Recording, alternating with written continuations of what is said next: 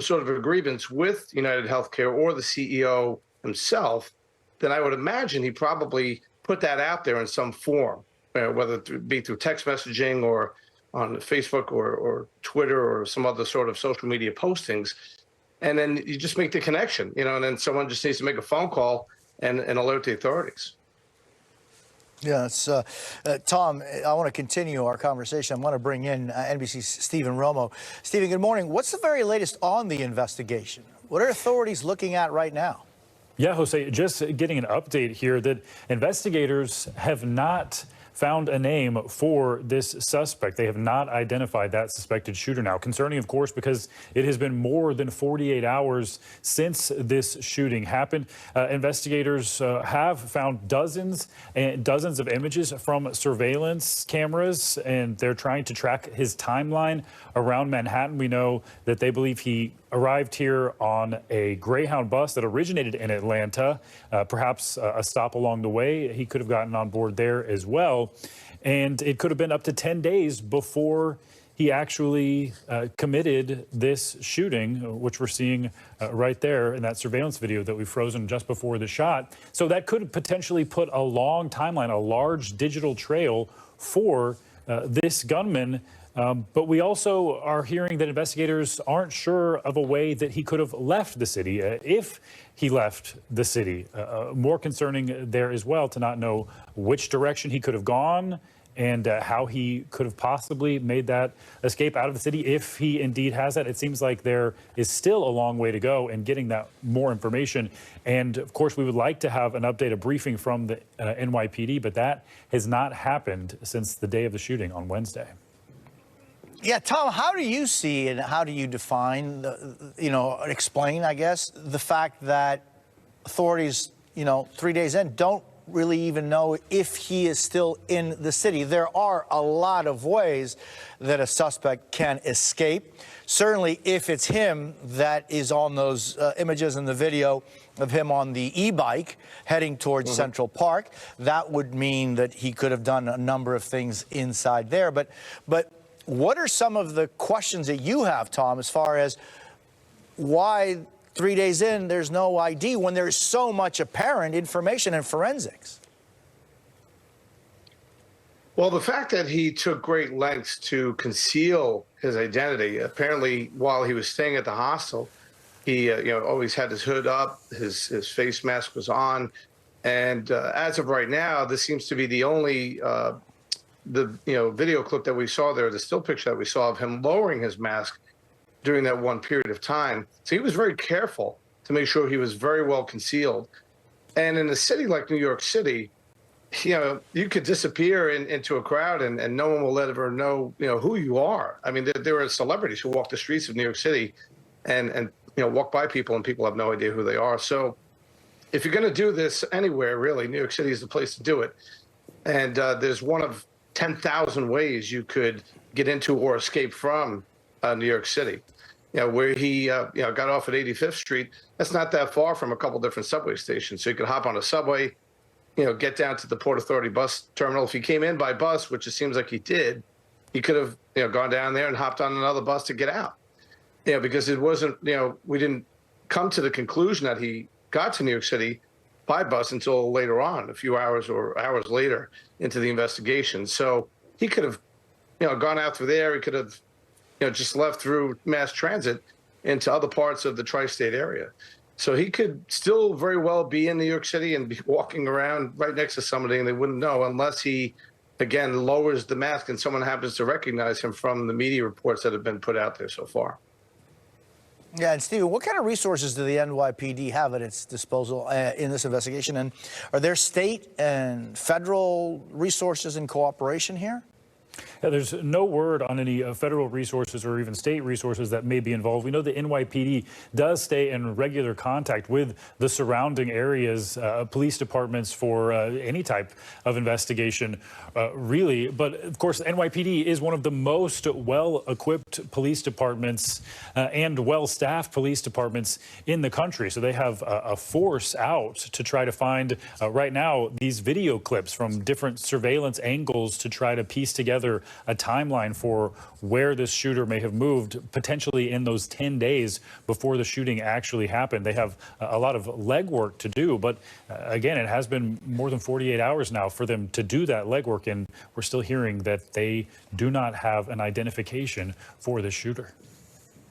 And Tom, just on your experience when you saw that horrible video of this gunman, shooting this gentleman, the fact that his gun jammed apparently 3 times, he didn't leave the weapon at the site of the crime. He took it with him. What are some of the things that you saw here and that you think maybe can help define who this person is? Well, there's a couple of footnotes. One is that the fact that they haven't been able to identify this person yet, a couple of days into this investigation, is not uncommon, to be honest. It's I think a lot of people get wrapped up in watching a lot of cop shows and movies where cop shows on TV, the crime is solved in 43 minutes without the commercials. These investigations are extremely daunting. And there's a lot of material to go through, tons and tons of video footage to go over. And now we're talking about the fact that he had been in New York City for 10 days, potentially coming up here on a bus from Atlanta, right? So now we're having to backtrack his footsteps from Atlanta.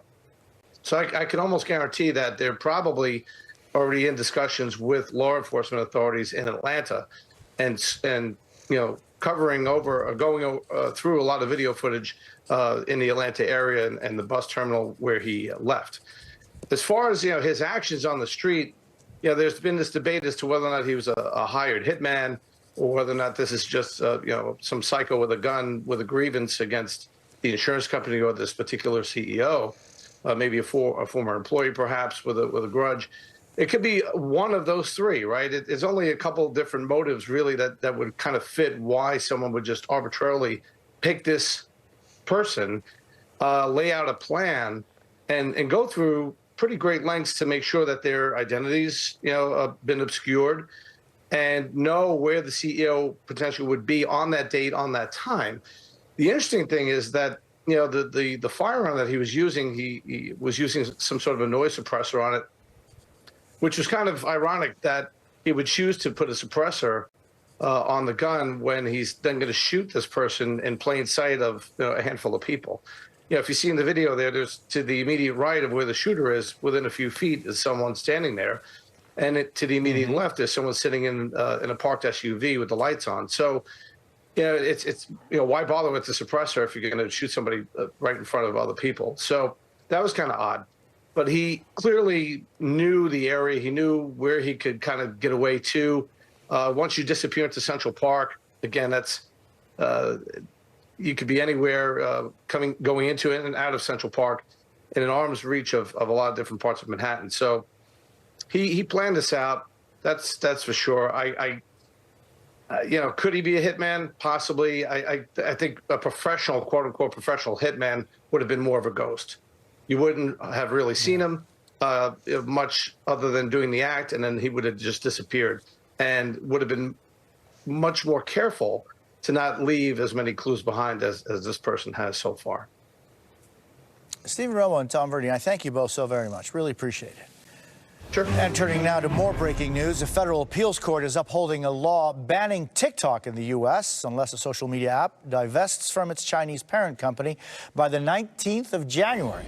Joining us now with the latest on this, Marquise Francis. Marquise, good to see you. What does this mean for the app, for TikTok, and what's the January deadline for? Yeah, I mean, this is huge news for TikTok's 170 million users within the U.S., thousands of which and possibly tens of thousands that depend on TikTok for their livelihood. We're talking about content creators and those who work in and around the social media app. I do want to note sources close to the company confirmed to NBC News that TikTok said they will be seeking an injunction pending their appeal to the Supreme Court. And so this is just the latest chapter in this months-long saga about will TikTok be banned and will it not? The DOJ, for their part, has said TikTok poses a national security threat to America because there's tens of millions of Americans on the app. They say they could use their potential data without knowing, or they could actually influence Americans. And on the flip side, you have TikTok that says this is violating their First Amendment right. And they also said technologically and also just feasibly, this would be nearly impossible to divest. And so both the DOJ and TikTok wanted this decision today because they want to appeal before that January 19th deadline.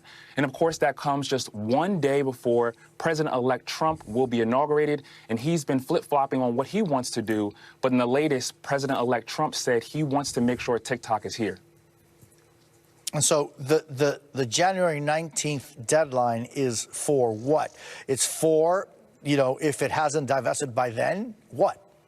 Yeah, if TikTok is not divested by then, it will be removed from the U.S. App Store. And so they have until then to appeal to the Supreme Court, hopefully get longer time to figure out, do they need to get a new investor here in the U.S.? Will they be able to just get a different verdict in this case? But they have until January 19th to divest, and if they don't, it will be removed from the U.S. App Store. Marquise Francis, thank you very much. Really appreciate that. Indeed, very important news. In just 90 seconds, we'll tell you who President-elect Donald Trump is picking to help carry out his plans for mass deportation. Plus, Trump is about to head to Paris to witness the reopening of the iconic Notre Dame Cathedral. And he's going with France's government in chaos. And who President Biden might be considering pardoning preemptively to head off any retribution by the Trump administration. We'll tell you what we've just learned. You're watching Jose Díaz-Balart Reports on MSNBC. Today, Grady turns 1. Already he plans to wrestle alligators, try his hand at the culinary arts, and explore the world. With the Get College Saving Program, you can start saving for their future anywhere in the country. Don't borrow your children's future, build it at 529.wa.gov.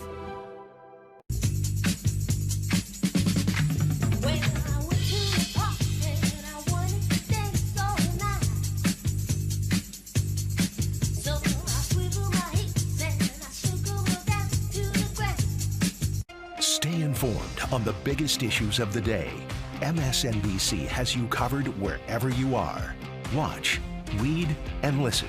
For the in-depth coverage and analysis you need, stay with MSNBC.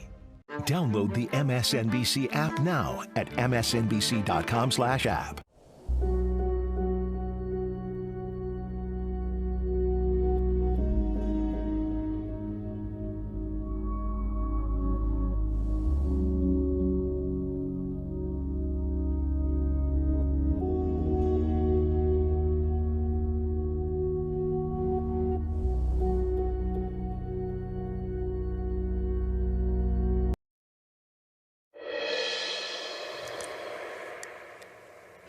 Past the hour this morning, President-elect Donald Trump is doubling down on his support for his pick for defense secretary, writing online, quote, Pete Hegseth is doing very well. His support is strong and deep.